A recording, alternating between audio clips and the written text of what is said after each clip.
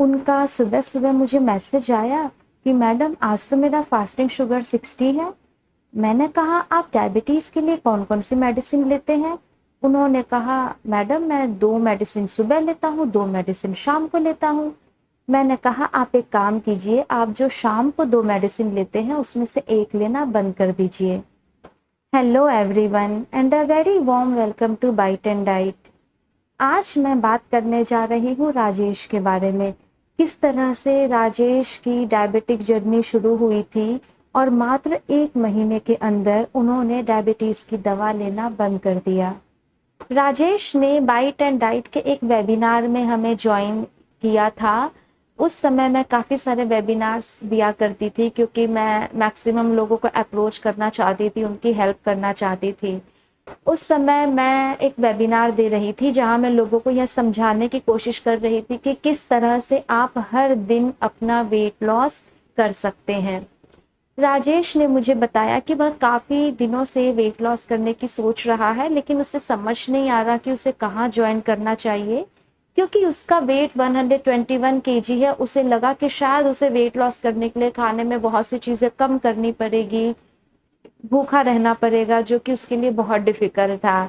लेकिन उसने मुझसे कहा कि आपकी बातें सुन के मुझे ऐसा लग रहा है कि शायद मैं भी अपना वेट कम कर सकता हूँ, तो मैं अपने आप को एक ट्राई देना चाहूँगा। एटलीस्ट 1 महीने के लिए तो मैं ट्राई करना ही चाहूँगा कि क्या मेरा भी वेट लॉस हो सकता है।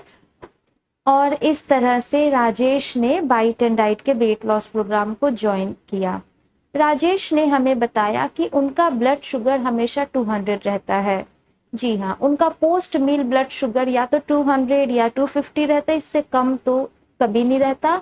और उनके लिए यही नॉर्मल है क्योंकि वो ऑलरेडी काफ़ी सारी मेडिसिन ले रहे हैं, सप्लीमेंट्स भी ले रहे थे, लेकिन इसके बाद भी उनका शुगर 200 या 250 ही रहता है। तो उन्होंने कहा अब मैंने इसे ही अपना नॉर्मल शुगर मान लिया है। मैंने कहा ठीक है, आप अपने आप को एक ट्राई दे रहे हैं और सिर्फ 1 महीने की ही तो बात है। और फिर हमने उनका प्लान स्टार्ट कर दिया। 1 हफ्ते बाद ही उनका सुबह सुबह मुझे एक मैसेज आया कि मैडम मेरा तो फास्टिंग शुगर 60 है। मैंने कहा आप डायबिटीज़ के लिए कौन कौन से मेडिसिन लेते हैं? उन्होंने मुझे एक लंबी चौड़ी लिस्ट बना के दी कि ये 2 मेडिसिन मैं सुबह लेता हूँ, ये 2 मेडिसिन मैं शाम को लेता हूँ और इसके अलावा मैं और 2 सप्लीमेंट्स भी लेता हूँ। मैंने कहा बहुत अच्छी बात है, आप इतने हेल्थ कॉन्शियस हैं, लेकिन क्योंकि आपका फास्टिंग शुगर 60 आ रहा है, आप एक काम कीजिए, रात की 2 मेडिसिन आप कम कर दीजिए और सप्लीमेंट्स तो लेना आज के आज ही बंद कर दीजिए क्योंकि ये अननेसेसरी है। उन्होंने वैसा ही किया। फिर 2 हफ्ते बाद उनका मुझे एक मैसेज और आया, मैडम मेरा आज फास्टिंग शुगर 40 आ रहा है। मैंने कहा आप एक काम कीजिए, सुबह की भी 1 डोज बंद कर दीजिए। मैंने वो भी बंद करवा दी। एंड इस तरह से धीरे धीरे हम उनकी मेडिसिन के डोज कम करते गए और इस तरह से 1 महीने के अंदर ही हमने उनकी मेडिसिन के डोज हाफ से भी कम कर दिए क्योंकि अब उन्हें रिक्वायरमेंट ही नहीं थी। उनका फास्टिंग शुगर 60-40 रहने लगा। ऐसे में वो अगर सेम डोज लेते तो ऑफ कोर्स उनको हाइपोग्लाइसेमिक अटैक हो सकता था, जो कि बहुत ही डेंजरस है। तो इस तरह से धीरे धीरे हमने उनके डोज कम किए। 1 महीने में उन्होंने 6 केजी वेट लॉस भी कर लिया। मैंने कहा हैव पेशेंस, आपकी बॉडी बहुत अच्छा रिस्पॉन्स कर रही है, अपने आप को टाइम दीजिए। नेक्स्ट 3 से 4 महीने में हम आपकी सभी दवा बंद कर पाएंगे और आप बिना किसी दवा के ही एक हेल्दी लाइफस्टाइल जी सकेंगे। हालांकि उन्होंने मुझे सिर्फ वेट लॉस के लिए ही ज्वाइन किया था, लेकिन सरप्राइजिंगली साथ साथ उनका ब्लड शुगर भी कंट्रोल में रहने लगा और धीरे धीरे उनके दवा के डोज भी कम हो गए हैं। 3 से 4 महीने बाद उन्होंने कम से कम 12 केजी वेट लॉस किया और वह सिर्फ एक मेडिसिन सुबह लेते हैं शुगर की।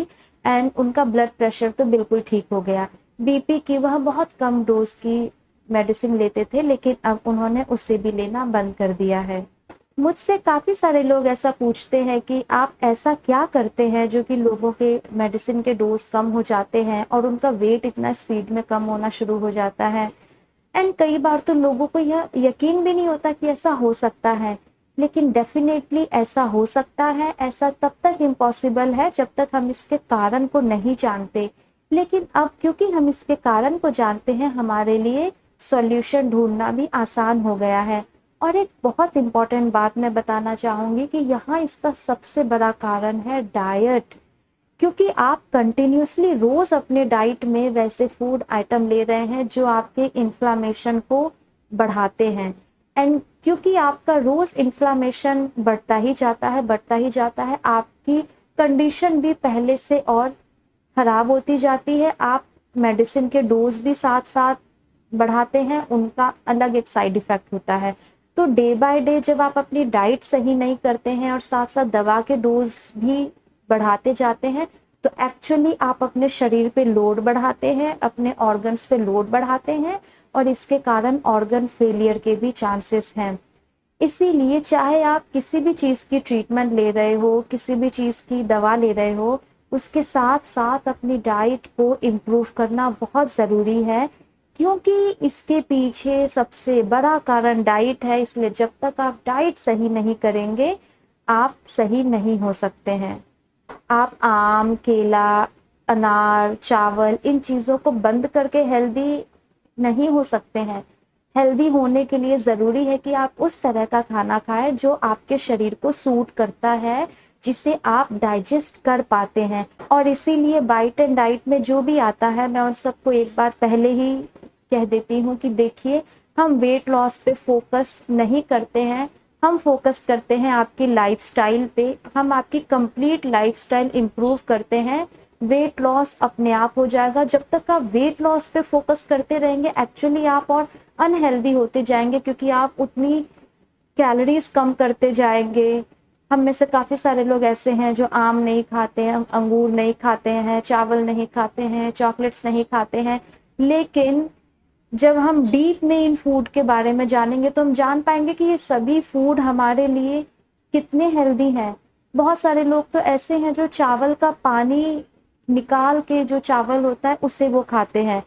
बचपन में हमने साइंस में ये पढ़ा था कि चावल में विटामिन B1 होता है, और जब हम उसका पानी निकाल देते हैं तो उसका विटामिन B1 भी वॉश आउट हो जाता है। फिर क्या फ़ायदा ऐसा चावल खाने का? कंप्लीट फूड खाइए। हेल्दी रहने के लिए, वेट लॉस करने के लिए, या फिर और भी जो आपको लाइफस्टाइल प्रॉब्लम है उसे ठीक करने के लिए ज़रूरी नहीं है कि आपको चावल, आम, केला, इन चीज़ों को बंद करना पड़े। मैं कहती हूँ इससे कोई फ़र्क नहीं पड़ता कि आप क्या खा रहे हैं। ज़रूरी यह है कि आप जो खा रहे हैं, क्या आप उसे डाइजेस्ट कर पा रहे हैं। जिस फूड को आप डाइजेस्ट कर पाएंगे, वो फूड कभी आपको नुकसान नहीं देगा। इसके लिए हम फूड सेंसिटिविटी टेस्ट करते हैं, एंड उसके ज़रिए हमें यह पता चल जाता है कि कौन सा फूड आप डाइजेस्ट कर पा रहे हो। एंड उसके अकॉर्डिंगली ही जब हम आपका डाइट प्लान बनाते हैं, तो आपका रिस्पॉन्स इतना फास्ट आता है। इसके पहले के वीडियो में भी मैंने यह बात आपको बताई थी कि इसका रिस्पॉन्स इतना फास्ट है कि बहुत से लोगों का BP और शुगर सिर्फ 3 से 4 दिन में ही कम होना शुरू हो जाता है। और इसीलिए अगर आपको भी ऐसा लगता है कि आप काफ़ी सालों से डायबिटिक है, अब तो कई साल हो गए, हमारा ब्लड शुगर कंट्रोल में भी नहीं रहता है, तो आप भी एक बार लाइफस्टाइल मॉडिफिकेशन को ज़रूर ट्राई कीजिए। आफ्टर ऑल इसमें कोई नुकसान तो है नहीं। आप हेल्दी खाएंगे, हेल्दी होंगे, वेट लॉस होगा, आपको बेनिफिट ही मिलेगा, इसमें कहीं से कोई नुकसान नहीं है। हो सकता है आपको इस छोटे से लाइफस्टाइल मॉडिफिकेशन से आपको अपनी इतनी बड़ी प्रॉब्लम का सॉल्यूशन मिल जाए, जिसके लिए आप इतने दिन से परेशान थे और आपको ऐसा लग रहा था कि अब तो मुझे जीवन भर दवा ही खानी पड़ेगी। Thank you very much for watching my video, and अगर आपको मेरी वीडियो इन्फॉर्मेटिव लगती है तो प्लीज़ इसे ज़्यादा से ज़्यादा लोगों के साथ शेयर कीजिए। Thank you very much.